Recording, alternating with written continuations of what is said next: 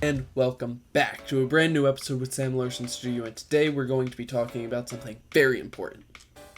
The Game Boy. Why are we talking about the Game Boy? This doesn't specifically have to be a Game Boy, but I do love the Game Boy. I think that the shape is fun, and I think that the way that we can use this is going to be excellent. It's going to be a little bit challenging.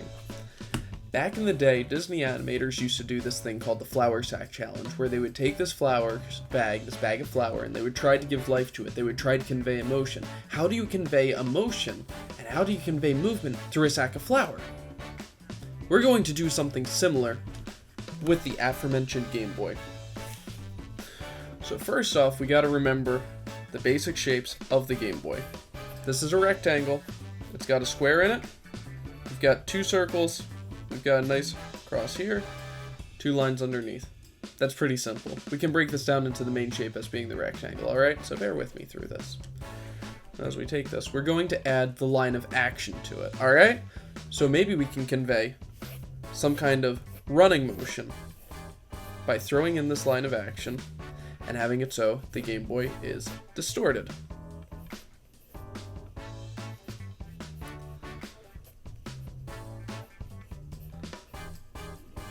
That, add the buttons to it, add some lines to it, and now we've got a character that may or may not be running for its life. Maybe it's trying to get new batteries.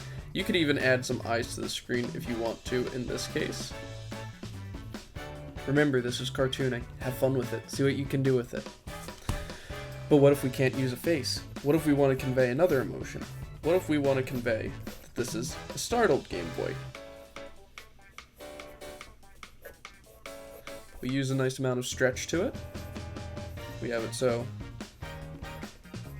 it's going from bottom to the top, and we just take that rectangle and instead of making a typical rectangle, give it a little bit of an angle. And as I said, a little bit of a stretch to it. Maybe we can add some fancy lines to it. But how do you convey emotion through an inanimate object? I want you to challenge yourself with this.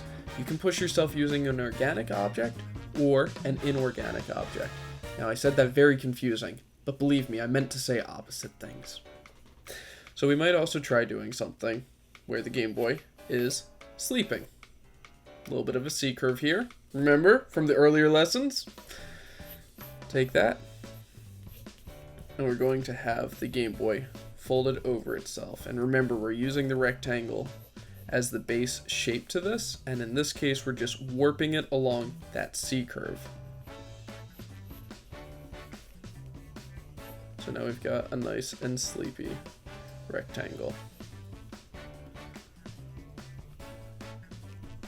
And we've got the buttons here. And we've got just something kind of fun and interesting. It's not the typical Game Boy. Alright, what other kinds of emotions could we have here? Maybe we curve that top shape, not the bottom shape. And we make it so it's a very angry looking Game Boy. Maybe add some extra creases to this furrowed brow.